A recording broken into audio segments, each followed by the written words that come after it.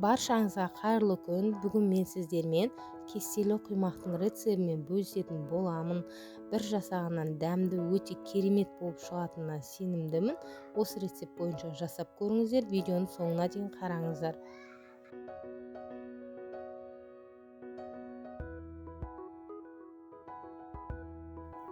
Ең алдымен ыдысқа жұмыртқа, сосын үстінен қантымызды салып, жақсылап араластырамыз.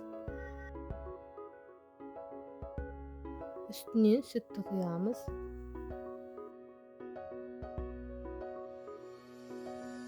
Сосын үстінен қасықтың ұшымен тұз саламыз.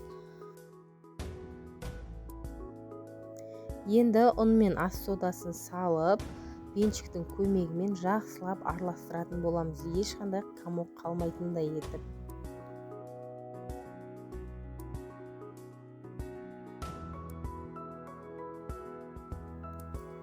Соңынан жылы суымыз бен сұйық майымызды құйып, және араластырамыз.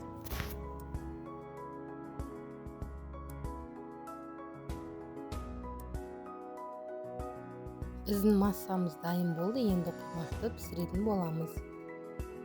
Табамызды орташа отта қыздырып аламыз, сосын құймағымызды құйып, дәл осылай бетіне тесіктер шыға бастаған кезде екінші бетін аударып, видеода көрсетілгендей пісіретін боламыз. Достар, осы рецепт бойынша жасасаңыздар, құймақтарыңыз тапаларыңызға жабыспайды, және де өте жұқа болып піседі.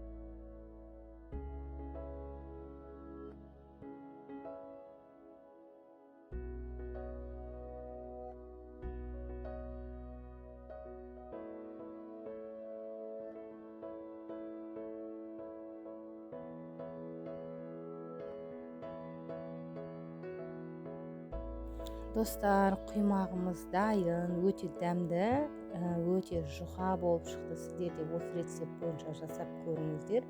Сіздермен бірге болған мен Мадина, және де қоңыраушаны басуды ұмытпаңыздар. Алда көптеген рецепттерді салатын боламын.